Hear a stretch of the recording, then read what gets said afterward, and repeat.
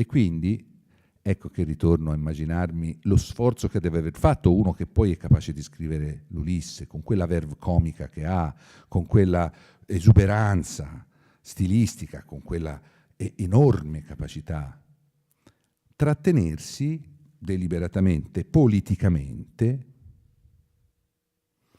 in una scrittura invece che anticipa di 50 anni, 40, 30, la scrittura del racconto asciutto, Hemingway, Salamov, Primo Levi, che però scrivono dopo, o dopo tutte e due le guerre, o tra l'una e l'altra guerra, e quindi insomma quella cloaca immane della prima guerra mondiale era già stata attraversata. Invece Joyce lo fa prima.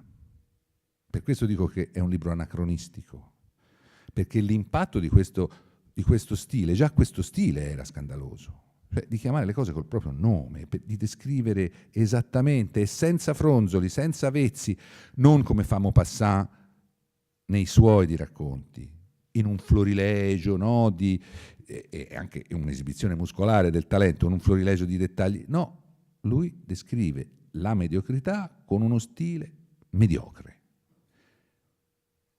E lo stile mediocre è la cosa più difficile per lui, che potrebbe e che farà, poi nell'Ulisse farà poesia di tutto, no? E questi racconti avanzano, c'è tutto ovviamente c'è un disegno, ci sono le varie età, c'è l'infanzia, poi c'è l'adolescenza, poi c'è l'età della ragione, c'è questo tema delle epifanie, che insomma ce lo insegnano anche al liceo se si studia, no? Che sono i momenti in cui i personaggi vengono isolati dalla vicenda che li imprigiona, perché c'è appunto un'epifania che li riguarda, che può essere il sermone di un prete oppure un'autopsia, insomma. Però non è un caso che The Dead, che potenzialmente potrebbe essere un romanzo breve, sia scritto come forma racconto per metterlo alla fine di questo libro.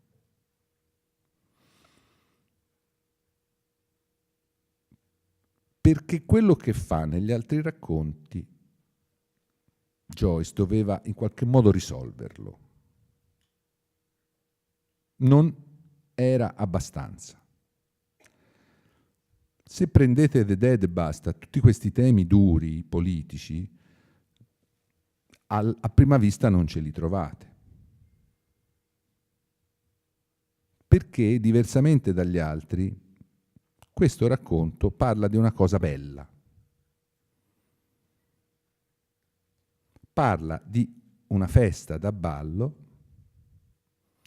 che, come tutti gli anni, alla vigilia di Natale, nei giorni prima di Natale, viene dato da queste due ormai anziane donne dublinesi, sorelle, no? Una è una cantante soprano, in quel periodo Joyce si mantiene anche facendo il tenore, cantando. E c'è molta musica in questo libro e soprattutto in questo racconto perfetto. L'altra dando lezioni di musica. Una delle feste più sicure come rendimento, divertimento, decoro, eccetera, di tutta Dublino.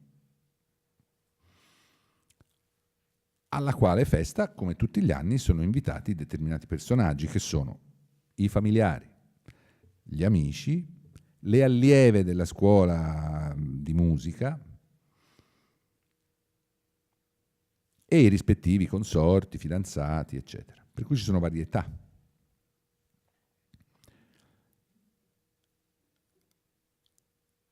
Ma quello che succede durante il racconto non ha mai, in nessun caso, nemmeno simbolicamente la caratteristica del prodromo. Dice adesso sì, vabbè, però adesso poi succede che. No, è una descrizione meravigliosa perché, ripeto, le frasi sono una più bella dell'altra. Le descrizioni sono quasi solo descrizioni e dialoghi, ma quasi solo dialoghi di circostanza, sono perfetti. Perfetto è il momento in cui, e ti dà conto per l'appunto così di quanto era oppressa l'Irlanda, in cui il dialogo banale diventa politico, diventa scandaloso. Gabriel Conroy, che è il protagonista, che arriva in ritardo, è il nipote di queste due sorelle ed è un po' la colonna portante non solo della famiglia, ma diciamo di questa cerchia di persone, perché è un insegnante di letteratura, recensore di libri, che vive in periferia di Dublino e che rassicura queste donne. Quando c'è questo Gabriel loro si sentono, anche se sono vecchie, anche se possono avere mille paure, quando c'è Gabriel si sentono al sicuro, è il loro nipote preferito.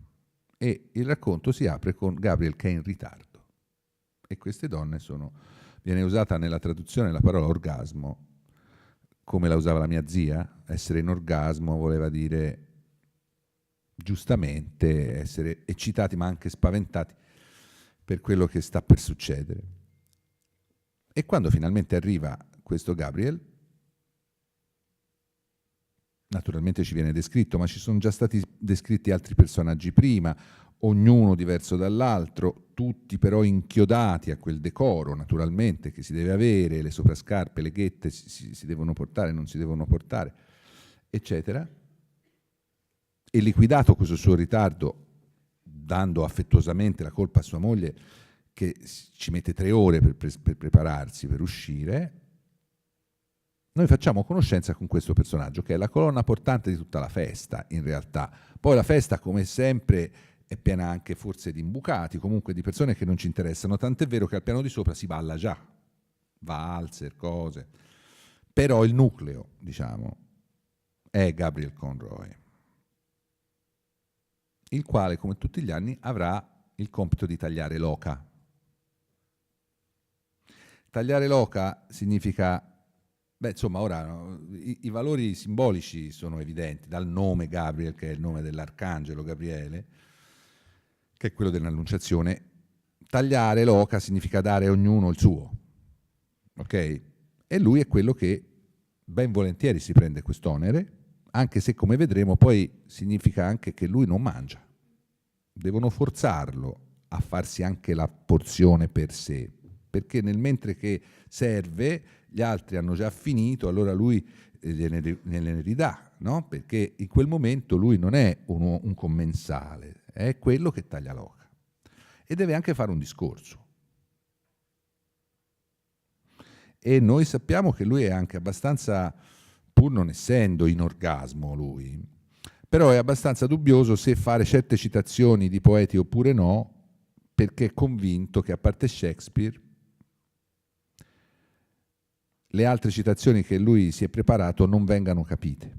E se non vengono capite, la morale che ne caverebbero loro è: questo qui ci sbatte in faccia, che è più erudito di noi, e quindi è preoccupato del discorso che ha scritto, e nei convenevoli che intanto si consumano, viene di qua, te, già, lui però pensa: no, non va bene, il racconto non va bene, così il discorso così non va bene. No? Capiamo di questo personaggio che è molto preso da se stesso, pur non essendo un personaggio, diciamo, negativo, anzi. Però è un personaggio che è consapevole, insomma, del ruolo che ha, e quindi è molto concentrato su di sé, su quello che farà, sulla prestazione che darà, perché lui deve performare quella sera, deve tagliare l'oca e deve fare il discorso. Gli altri devono solo divertirsi. Ma lui, che è la colonna della famiglia, capiamo che insomma ci tiene anche a essere sta colonna e quindi è concentrato su di sé. C'è un momento nel quale si distrae, che è un po' il prodromo di quello che accadrà alla fine. All'inizio sono tutte cose, sono tutti convenevoli, sono tutte cose che uno dice vabbè, se vai da un editor di quelli che circolano ora ti dice taglia James, questo che ce ne frega, questo, e uno dice no, veramente, no, questo si leva, e allora leveresti questo dialogo che c'è con Lily, che vuol dire giglio, che nella simbologia cristiana è il fiore che accompagna la Vergine, eccetera, eccetera, che è la figlia del custode e che tradizionalmente durante queste feste prende i soprabiti dei maschi, perché invece le consorti vengono ricevute e guidate in un improvvisato guardaroba direttamente dalle due vecchie padrone di casa. Lui questa Lily l'ha vista bambina e senza che Joyce ce lo dica, perché anche qui è bravissimo a rispettare formalmente i divieti, lui non dice una parola che possa essere considerata sconcia o scandalosa, però noi capiamo che questo bravo uomo è un po' turbato dal fatto che da un anno all'altro questa Lily è diventata una ragazza, una donna, no? Però lui ha confidenza con lei e quindi le dice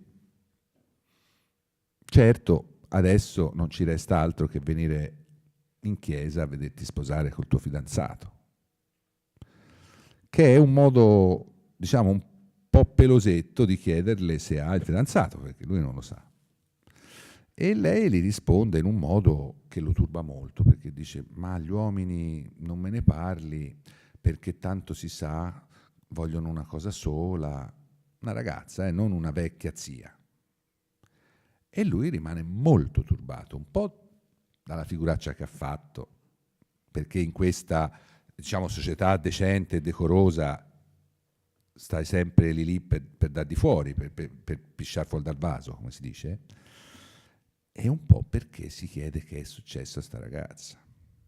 Tant'è che vorrebbe chiedere, in qualche modo prova nella conversazione di circostanza che continua a taglia perché non succede nulla, invece succede che lui cerca di farsi dire qualcosa, tra l'altro gli dà anche uno scellino, lei lo rifiuta, è una cosa molto sensuale, lui insiste perché lei prenda questo scellino, c'è qualcosa di quasi sconcio, come se lui le stesse comprando qualcosa, in realtà gli dà una mancetta, una cosa che però anche quello genera un po' in lui, un po' di eccitazione, ma non è eccitazione, noi capiamo che è eccitazione, ma per lui è un certo smarrimento, è una certa inquietudine, un po' per avere sbagliato, evidentemente, a rivolgere quella domanda così, e un po' su cosa è successo a questa ragazza che parla così.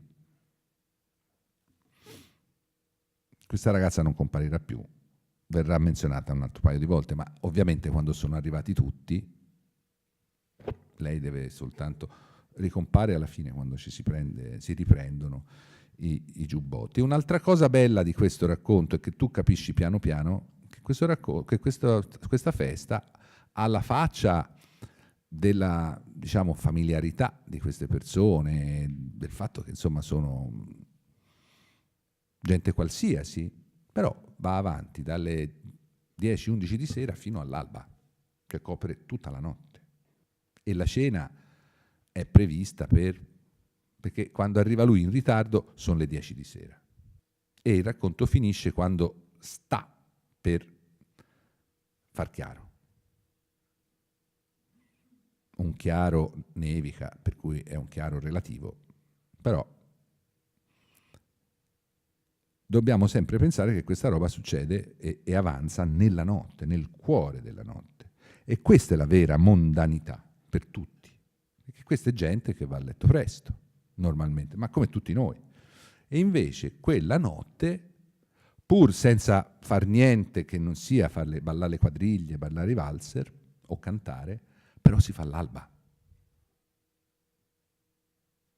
Ed è una cosa che al lettore, quando capisci gli orari, soprattutto venendo dai racconti prima, dai racconti precedenti, ti senti sollevato perché dici, oh, è la miseria, vedi, passano la notte a ballare, a cantare, insomma questi.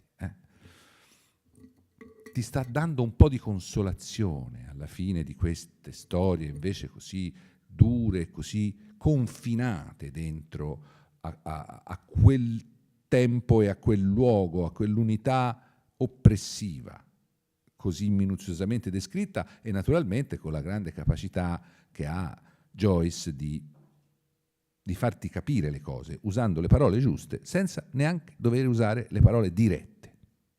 Tu capisci lo stato d'animo delle persone da come lui te le descrive fisicamente e pochissime, ma pochissime notazioni biografiche. Tra l'altro alcune con una trazione narrativa fenomenale, per cui una frase messa lì in fondo a una descrizione ti fa passare una vita. Nel frattempo tu veramente capisci il destino di queste persone. Tutte, nei racconti precedenti e non solo i protagonisti. Qui naturalmente è tutto un presentarci persone, con le loro caratteristiche, che sono quelle che sono, ma erano persone che dovevano essere invitate per forza. Cioè non si poteva non invitarle, anche se si sa che purtroppo una è logorroica, l'altro arriva molto probabilmente ubriaco e potrebbe essere molesto, e quindi queste zie pensano sempre a Gabriel che ci pensi lui, perché non sia mai che questo qui mette le mani addosso a qualcuno, compito che Gabriel questo non lo preoccupa, tagliare l'oca non lo preoccupa, il discorso lo preoccupa. Però di fatto bisogna ballare, bisogna cantare, no? Viene descritto, vengono anche descritte le arie che vengono cantate, arie d'opera, Donizetti, autori inglesi, oppure operetta, perché come dicevo Joyce era un cantante ed era un profondo conoscitore non solo dell'opera ma anche delle arie dell'opera che venivano suonate e cantate nelle feste private. Cioè è uno che guardate che si impara molto della gente se si sa che musica mette nelle proprie feste. Cioè se voi levate le musiche alla grande bellezza, ci manca un dato importante su chi sono queste persone, perché Trenino lo fanno in tanti, ma su quale canzone fa differenza.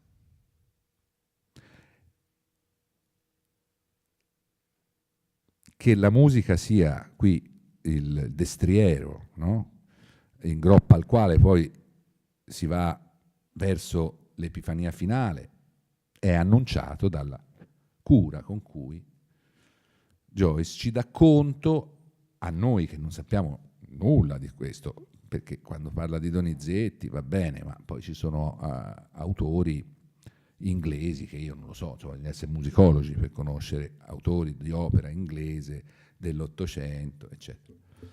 E lui li cita come citare, come appunto come un narratore realista di oggi citerebbe, se deve, Raffaella Carrà, se deve Bob Dylan, se deve Luciano Berio, a seconda di dove siamo, senza stare a fare delle note e dire chi sono questi.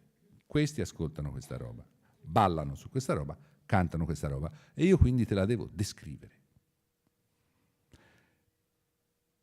Tra l'altro Svevo è stato uno dei primi, no? Ad avere colto il genio di Joyce, l'ha anche aiutato a costruire inconsapevolmente, forse, a costruire il personaggio di Leopold Bloom, del marito della nostra ospite qua stasera, cioè del becco ebreo,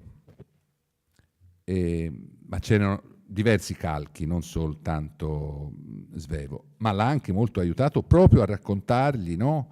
Le a volte criptiche, abbiamo bisogno di scrittori perché ce le raccontino a noi gentili, usanze ebraiche borghesi, che si trasformano non tanto in gesti di spiritualità quanto in gesti mondani, che però imprigionano i protagonisti. E Leopold Bloom è un personaggio paralizzato pure lui, insomma, mentre altri no, mentre a partire dalla sua consorte ce ne sono di sfrenati nell'Ulisse, Leopold Bloom. E Svevo ha detto cose illuminanti su Joyce riguardo, per esempio, al fatto che questi personaggi così ben descritti, come lettore alle volte però hai l'impressione di ritrovarteli tra i piedi, dice Svevo. Cioè sono un ingombro, capito? Sono così reali che tu perdi la nozione del fatto che stai leggendo una storia. Ce li hai davanti, ti puzzano addosso, ti pestano i piedi. Che se ci pensate è un complimento straordinario, perché insomma Joyce non è che scrive i racconti per farci passare il tempo allegramente. Lui vuole ingombrare, lui vuole pestare i piedi, e che lo faccia fare dall'ingombro dei suoi personaggi, per come li descrive. Non c'è una parola di troppo, ma non c'è nemmeno una parola in meno, maledizione, perché con questa mania di tagliare, taglia, sono buoni tutti. Te metti meno di quello che serve ed è una qualità. Ho scritto di meno, ho scritto poco. Ci sono scrittori che si vantano di scrivere poco. No, hai scritto abbastanza, se è quello che dovevi scrivere, oppure ti hanno detto di tagliare perché è moda, allora tu avevi la misura e poi ti sei venduto all'idea della letteratura cedua, no? Vedi il povero Raymond Carver con Gordon Lish, lui credeva avere un anno di vita, gli avevano diagnosticato un cancro al cervello, trova un editor che gli comincia a dire taglia qui, taglia là, ma non si capisce un cazzo, non importa, meglio. E lui crea i racconti di Carver, tutti sospensivi, tutti così, che poi portano al successo Carver, però Carver aveva scritto anche le cose che non ci sono. Non è che bussano alla porta, apri, stacco. No, apri, c'è una persona che ha bussato alla porta, ciao, piacere, lui aveva scritto. Poi Gordon Lish dice, no, leva. No, questo si capisce leggendo le poesie di Carver. Le poesie di Carver sono tutta un'altra cosa rispetto ai racconti. Io non metto in discussione che non sia fico quello che ha creato Gordon Lish, ma l'ha fatto con un malato di cancro che credeva di morire. Poi per fortuna sua non è morto subito, è morto uguale, ma se l'avesse saputo che lui campava altri 10 anni, gli avrebbe detto, senti, ho scritto così e così vanno, no?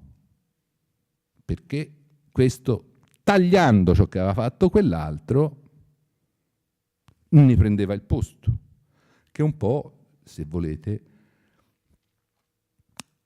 proprio in soldoni, è il rapporto tra Dio e il demonio. Dio crea, il demonio distrugge, taglia, no? Quindi, visto che questa è una lezione, fin qui ho fatto finta che non lo fosse, ma io vi dico, occhio a chi vi dice taglia. Perché poi tra l'altro sono sempre 40 pagine quelle che vanno tagliate. Sempre 40 sono. O nei film, sempre 20 minuti. Che Monicelli, anche a lui glielo dicevano, e diceva, ma cosa cazzo dovete fare in questi 20 minuti? Gli parte il treno, c'avete il dottore, ma cos'è sti 20 minuti? E dammi sti 20 minuti. Invece gli volevano sempre levare 20 minuti. Perché è veramente una cosa triste, perché sono persone che dividono la passione con te, che sono dedicate alla letteratura come te, e che cadono preda di queste che in realtà sono mode, ma siccome sono ora in tempi di post-verità si può parlare facilmente, causano esse stesse la propria verità, poi diventano vere perché si impongono come delle pratiche che, vedi, lo fanno tutti, tagliano e si vantano di aver tagliato. Tagliare è doloroso. E se guardi la più grande opera che è il creato, dice: perché non ha tagliato le zanzare Dio? Tagliale, no? No, ci sono le zanzare. Patisci con le zanzare.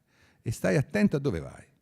Perché se vai in certi posti ci muori proprio per via delle zanzare, altro è tagliare. No? Perché generalmente quelli che dicono tagliare le zanzare, quante volte avete sentito perché Dio ha creato le zanzare? Lo dicono sempre le persone che sono in vacanza ad agosto. Nel Sud Sudan, dove bisogna girare impiastricciati di fango e di escrementi per non venire completamente divorati dalle zanzare, non se lo chiedono perché Dio le ha create le zanzare, lo sanno benissimo. È come chiedersi perché ha creato il leone. Io devo sopravvivere a questo, e questo è il mio compito, non è che mi sciupa le ferie, va bene? Però questa storia qua è sempre molto frivola, attenzione a chi vi dice taglia, perché o vi dice taglia ad una cosa che lo sapevate già anche voi che andava tagliata e vi serve solo sentirvelo dire da qualcun altro, ma lo sapevate. Rosicate uguale, perché dice: ma guarda, questo proprio lì mi ha detto taglia, c'ha ragione. È difficile andargli a dire bravo, sì, taglio, però lo sai che ha detto taglia la cosa che va tagliata.